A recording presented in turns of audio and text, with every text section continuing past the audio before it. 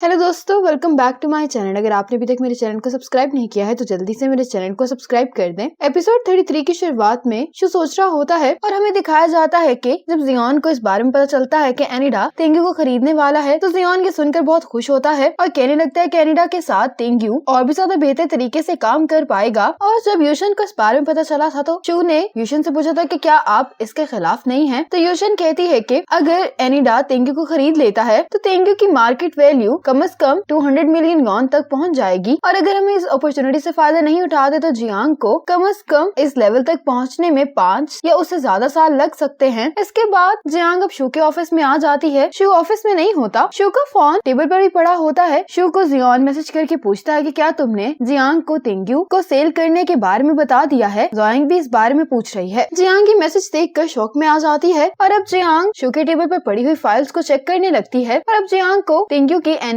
Financial report वाली file मिल जाती है। जियांग इस फाइल को अच्छे से पढ़ लेती है और इसके साथ ही शू भी यहाँ पर आ जाता है। शू ऑफिस में आता है तो जियांग ने नोट पर लिखा होता है कि फैक्ट्री में एक बहुत जरूरी काम आ गया है, इसीलिए मैं जा रही हूँ। जियांग जब वॉशिंग से वापस आ रही होती है तो काफी इमोशनल होती है और इसको याद आने लगता है कि लास्ट टाइम शू ने इसको शादी करने के लिए कहा होता है। अब इन्हीं बातों को सोचते हुए जियांग वॉशिंग से बाहर आ जाती है और अब जियोन यंगजियान के साथ जियांग के डॉग को डॉक्टर के पास लेकर जा रहा होता है। जियांग कहने लगता है कि आज तेंग्यू के लिए बहुत बड़ा दिन है। जब से मेरे ब्रदर इन लॉ की डेथ हुई है तब से सभी लोग जियांग को बस फेल होता हुआ देखना चाहते हैं। आज मुझे बहुत प्राउड फील हो रहा है क्योंकि 3 बहुत अच्छी चीजें होने वाली हैं। यंगजियान कहते हैं कि आज तेंग्यू की 100th एनिवर्सरी की सेलिब्रेशन है और लीडर डिपार्टमेंट में हमारे स्टोर्स खुल रहे हैं। तीसरी अच्छी चीज कौन सी है? तो जियोन कहता है कि क्या तुम्हें शू ने इसके बारे में नहीं बताया? तो यंगजियान कहते हैं कि अगर बात शू से मुतल्लिक है तो फिर ये कोई अच्छी खबर तो नहीं होगी। अब जियोन इसको बताता है कि एनिडा तेंग्यू को खरीद रहा है। यंगजियान को इसकी बात पर यकीन नहीं आ रहा होता तो ये कहने लगता है कि जियांग को भी इसके बारे में पता है, तुम चाहो तो उससे पूछ सकते हो। ये सुनकर यंगजियान को अच्छा नहीं लगता। अब जियांग फैक्ट्री में आकर डिजाइन पे काम कर रही होती तो उसकी वर्कर पूछती है कि क्या आप आज रात मिस्टर शू को सरप्राइज देने वाली हैं? तो जियांग कहती है कि ये मैं उसको उसके बर्थडे पर दूंगी। अब यंगजियान जल्दी में घर आता है और जियांग से कहता है कि मैं तुमसे कुछ पूछना चाहता हूँ और कहने लगता है कि क्या शू ने तेंग्यू को बेचने का फैसला कर लिया है। जियांग कहती है कि तुम्हें कैसे मालूम हुआ? तो यंगजियान कहता है कि ये सच है और तुम इस मामले में शू को सपोर्ट कर रही हो। जियांग कहती है कि शू ने तेंग्यू के लिए बहुत अच्छा फैसला लिया है। यंगजियान कहता है कि अगर ये अच्छा फैसला होता तो फिर वो अभी तक जियांग से इसको क्यों छुपा रहा होता। जियांग कहती है कि एनिडा की मदद से तेंग्यू डोमेस्टिक मार्केट में अपनी वैल्यू बहुत बढ़ा पाएगा और इसके साथ ही ओवरसीज मार्केट में भी तेंग्यू दाखिल हो जाएगा और एनिडा फिर से मुझे अपने डिजाइनर के तौर पर हायर करना चाहते हैं। लेकिन यंगजियान ये सब बातें सुनकर बहुत ज्यादा परेशान हो जाता है और कहता है कि तुम सब लोग जियांग को निकाल कर सिर्फ अपने फायदे के बारे में सोच रहे हो। जियांग कहती है कि तुम सिर्फ एक साइड के बारे में सोच रहे हो। तो यंगजियान कहता है कि तुम खुद गर्जी दिखा रही हो। शू ऐसा कर रहा है तो मैं ज्यादा हैरान नहीं हूँ, लेकिन अगर तुम जियांग को अपनी दोस्त नहीं भी समझती तब भी जियांग तुम्हें अपनी क्लोज पार्टनर समझती है और तुम्हें क्या लगता है कि ऐसा करना सही है? जियांग कहती है कि फैसला मैं नहीं कर सकती, वैसे भी तेंग्यू शू और जियांग की है। यंगजियान कहता है कि मैंने नहीं सोचा था कि तुम इस तरह से करोगी। ये कहकर यंगजियान यहाँ से चला जाता है। अब जियांग अपने ऑफिस में बहुत अपसेट बैठी होती है। शू से यहाँ पे मिलने के लिए आता है। शू इसको इस तरह से देखकर पूछता है कि तुम्हें क्या हुआ है। जियांग शू को हक कर लेती है। शू इससे पूछने लगता है कि आखिर क्या हुआ है। जियांग कहने लगती है कि जब मेरे डैड की डेथ हो गई थी और फ्री यूनिकॉर्न को खरीद लिया गया था उस वक्त मेरे ऊपर इतना प्रेशर था कि मैं सांस भी नहीं ले पा रही थी। मैं गिव अप ही करने वाली थी, लेकिन लास्ट मोमेंट में मैंने तेंग्यू को खरीद लिया। ये कहना ज्यादा बेहतर होगा कि तेंग्यू ने मुझे बचाया है और उसी ने मुझे उम्मीद दी है। शू कहता है कि मैं समझता हूँ कि तेंग्यू तुम्हारे लिए क्या अहमियत रखती है। जियांग शू से पूछती है कि तुम्हारे लिए तेंग्यू क्या है। शू कहता है कि मेरे लिए सिर्फ तुम अहम हो। जियांग से कहते कि क्या तुम मुझे कुछ बताना चाहते हो? शू कहते कि कोई जल्दी नहीं है, हम बाद में आराम से बात कर सकते हैं, लेकिन अभी इवेंट स्टार्ट होने वाला है और बाहर बहुत ज्यादा रिपोर्टर्स हैं जो तुमसे इंटरव्यू लेना चाहते हैं। शू जियांग से कहते हैं कि तुम याद रखो आज तेंग्यू की 100th एनिवर्सरी सेलिब्रेशन में तुम क्वीन हो। इस बात पर जियांग थोड़ा सा मुस्कुराती है। शू यहाँ से चला जाता है। अब जियांग उन शूज को देखने लगती है जो इसने शू के लिए खास तौर पर बनवाए होते हैं और जियांग ने इन शूज पर अपना शू का नाम भी लिखा होता है। लेकिन जियांग इन शूज को देखने के बाद इनको फेंक देती है और अब तेंग्यू की 100th एनिवर्सरी की सेलिब्रेशन का इवेंट होता है। यहाँ पर बहुत सारे रिपोर्टर्स और इन्फ्लुएंसर्स आए होते हैं। यहाँ पर मैं सॉन्ग भी आई होती है। शू इसके पास आता है तो ये कहती है कि तुम्हारा शुक्रिया। ये शू को टीटी मीडिया और तेंग्यू के दरमियान होने वाली कॉपरेशन के लिए थैंक्स बोल रही होती है। शू कहता है कि तुम्हें मुझे थैंक्स करने की जरूरत नहीं है क्योंकि ये डील तुमने और जियांग ने की है। अब यहाँ पर यंगजियान आता है जो जियांग से पूछता है कि जियांग कहाँ पर है। तो जियांग इसको कहती है कि वो ऊपर ही है। यंगजियान जाने लगता है लेकिन जियांग इसको रोकती है। तो यंगजियान कहते हैं कि मैं नहीं चाहती कि मेरी दोस्त को धोखा दिया जाए। जियांग कहती है कि तुम्हें इस सिचुएशन के बारे में कुछ भी नहीं पता है, इसलिए तुम्हें नहीं जाना चाहिए। लेकिन यंग जियांग जैसे ही जियांग से अपना हाथ छुड़वा कर जाने लगता है तो सामने से जियांग आ जाती है, लेकिन जियांग के हाथ में वाइन की बोतल होती है। जियांग वाइन की बोतल और अपने कोट को टेबल पर रखने के बाद जियांग आगे बढ़ने लगती है और इसको सभी की बातें याद आ रही होती हैं। जियांग ने ड्रिंक की होती है तो सभी लोग इसको इस तरह से देखकर बहुत ज्यादा हैरान हो रहे होते हैं। शुभी जियांग को ऐसे देखकर हैरान हो जाता है। जियांग माइक पकड़कर स्टेज पर चली जाती है। जियांग कहने लगती है कि 1 साल पहले तेंग्यू बैंकरप्ट होने वाली थी। अगर तेंग्यू के वर्कर्स इतनी मेहनत नहीं करते तो आज तेंग्यू की जो पोजीशन है वो कभी भी नहीं होती। और फिर ये स्टेज पर तेंग्यू के इन्वेस्टर शू को बुलाती है। शू जियांग को इस तरह से देखकर परेशान दिखाई दे रहा होता है। जियांग कहने लगती है कि मैं पिछले 1 महीने से सोच रही थी कि मैं इस स्पीच में क्या कहूंगी। मैंने सोचा था कि स्पीच देते हुए मैं एक्साइटेड भी होंगी और शायद सैड भी, लेकिन मैंने कभी ये नहीं सोचा था कि मैं कंफ्यूज और शॉक्ड होंगी। जियांग कहती कि जिन लोगों ने मुझे ये फीलिंग्स दी हैं, मैं उनका शुक्रिया अदा करना चाहती हूँ। जियांग कहने लगती है कि मैं अपनी आंट यूशन का शुक्रिया अदा करना चाहती हूँ, जिन पर मैं सबसे ज्यादा ट्रस्ट करती हूँ। यूशन इसकी बात सुनकर शर्मिंदा हो जाती है और फिर जियांग का नाम लेते हुए कहती है कि सिर्फ यही मेरे फैमिली मेंबर बचे हैं और अपनी पार्टनर जोयांग का नाम लेती है। जियांग कहने लगती है कि जिस इंसान का मैं सबसे ज्यादा शुक्रिया अदा करना चाहती हूँ वो मिस्टर शू हैं। ये ना सिर्फ एक बहुत अच्छा इन्वेस्टर और रिस्पॉन्सिबल पार्टनर है, बल्कि ये इस सब के साथ साथ एक बहुत अच्छा एक्टर भी है। और सबकी तरफ देख के कहने लगती है कि मैं इसका शुक्रिया कैसे अदा कर सकती हूँ। शू कुछ भी नहीं कह पाता, ये सिर्फ जियांग को देख रहा होता है और अब जियांग शू के चेहरे पर थप्पड़ मार देती है। ये देखकर तो सभी बहुत ज्यादा हैरान हो जाते हैं। जियांग अब इसे पूछने लगती है कि आखिर तुमने मुझसे ये बात क्यों छुपाई। जियांग कहने लगती है कि तुमने तेंग्यू को शुरुआत से ही बेचने का प्लान बना लिया था। शू जियांग से कहता है कि तुमने ड्रिंक की हुई है, हम स्टेज से नीचे उतरकर इसके बारे में बात कर सकते हैं। ये जियांग को लेकर जाने लगता है, लेकिन जियांग इसके साथ नहीं जाती और कहती है कि हम किस बारे में बात करेंगे, इस बारे में कि तुमने किस तरह से मेरे साथ झूठ बोला है। जियांग कहती है कि तुम झूठे हो, तुमने शुरुआत से लेकर अब तक सिर्फ मुझसे झूठ बोले हैं। तुमने मेरे लिए ये जाल बिछाया है ताकि मैं तुम्हारे प्लान के मुताबिक आहिस्ता आहिस्ता इस जाल में फंसती जाऊं। शू कहता है कि तुम्हारी करंट हालत में हम सही तरह से बात नहीं कर सकते। जियांग कहती है कि अब तुम मेरे साथ अकेले में क्या बात करना चाहते। शू कहता है कि मैं तुम्हें हमेशा से ही बताना चाहता था। जियांग चिल्लाते हुए कहती है कि क्या तुमने मुझे बताई ये बात। शू कहता है क्योंकि मुझे मालूम था कि तुम इसके लिए इनकार करोगी। जियांग कहती है कि क्या मेरे अगेंस्ट होने से भी कोई फायदा हुआ। तुमने अब तक हर एक चीज सिर्फ अपने फायदे के लिए की है, न तुमने मुझे इस डील के बारे में बताया और इस डील को करने के बाद तुमने मुझे इन्फॉर्म तक नहीं किया क्योंकि तुम्हें ये लगता है कि ये बहुत अच्छी डील है। जियांग कहती है कि तुम सिर्फ इस बात को लेकर परेशान थे कि तुम मेरे रिएक्शन को कैसे हैंडल करोगे, इसलिए तुमने सोचा कि तुम जब तक इस बात को मुझसे छुपा सकते हो तुम छुपाओगे। जियांग ये सब बातें कहते हुए बहुत ज्यादा तकलीफ में होती है। शुभी जियांग की बातें सुनकर बहुत अपसेट हो गया होता है। जियांग कहती है कि तुम्हें लगता है कि तुम हर किसी को कंट्रोल कर सकते हो, तुम्हें कोई भी नहीं रोक सकता और अगर तुम्हारे रास्ते में कोई आएगा तो तुम उसे बहुत जल्दी छुटकारा हासिल कर लोगे। शू जियांग से कहता है कि तुम्हारे दिल में मैं इस तरह का इंसान हूँ। जियांग रोते हुए पूछती है कि फिर तुम किस तरह के इंसान हो, तुम्हें क्या लगता है कि मुझे इस सब के लिए तुम्हारा शुक्रिया अदा करना चाहिए या फिर मुझे तुम सबका शुक्रिया अदा करना चाहिए कि तेंग्यू को बेचने के बाद हमें बहुत सारे पैसे मिल जाएंगे। जियांग कहती है कि तुमने मेरा भरोसा, उम्मीद और कोशिशों को बगैर कुछ कहे ही तबाह कर दिया है। जियांग माइक को नीचे फेंकते हुए कहती है कि तेंग्यू मेरा घर है। अब ये देखकर यंग जियांग को भी गुस्सा आ जाता है और ये शू की तरफ भागते हुए आता है, लेकिन ये सभी लोग ही यंग जियांग को रोक लेते हैं और अब जियांग भी यहाँ से चली जाती है और शू भी अभी तक शॉक में ही होता है। अब ये खबर इंटरनेट पर फैल गई होती है। गाओ ये जब इस न्यूज को देखता है तो ये जियांग को कॉल करने वाला होता है, लेकिन फिर कुछ सोचकर ये जियांग को कॉल नहीं करता। अब एनिडा में मिस तैंग भी आज तेंग्यू में जो कुछ हुआ होता है उसको देख रही होती हैं और ये सब देखकर मिस तैंग काफी परेशान हो जाती हैं। शू अब भागता हुआ तेंग्यू से बाहर आता है। शू गार्ड से पूछता है कि क्या इसने जियांग को देखा है, तो गार्ड कहता है कि जियांग तो यहाँ से चली गई है। शू जल्दी से अपनी गाड़ी में बैठकर जियांग को ढूंढने के लिए यहाँ से चला जाता है। जियांग इसी हालत में चलती हुई जा रही होती है। अब जियांग को एक कॉल आती है जिसको सुनने के बाद जियांग भागना शुरू कर देती है। यूशन और जोयांग कुछ वर्कर्स के साथ जियांग को ढूंढने की कोशिश कर रही होती है। सामने से यंग जियांग भागता हुआ आता है जो उनको बताता है कि मैंने जियांग को हर जगह देख लिया है लेकिन वो मुझे कहीं भी नहीं मिली। ये कहकर यंग जियांग अपनी कार में बैठकर यहाँ से चला जाता है और जोयांग यूशन के साथ उसकी कार में यहाँ से चली जाती है। जियांग वेटनरी डॉक्टर के पास आई होती है और डॉक्टर जियांग को बताता है कि इसके डॉग की हालत बहुत ज्यादा खराब है। जियांग डॉक्टर से पूछते कि कुछ हो नहीं सकता, तो डॉक्टर कहता है कि आपका डॉग बहुत बूढ़ा हो गया है, अगर हम उसे मेडिसिन पर रखेंगे भी तो वो 2 से 3 दिन और जिंदा रह सकता है, लेकिन उसको बहुत तकलीफ होगी। अब जियांग अपने डॉग को देखने के लिए आ जाती है। जियांग अपने डॉग को देखकर रोना शुरू कर देती है और कहती है कि अब मेरे पास कुछ भी बाकी नहीं रहा। अब जियांग को अपने डॉग के साथ गुजारा हुआ सारा टाइम याद आ रहा होता है, जिसको याद करके ये और भी ज्यादा रोने लगती है और इसी मोमेंट पर एपिसोड 33 खत्म हो जाती है।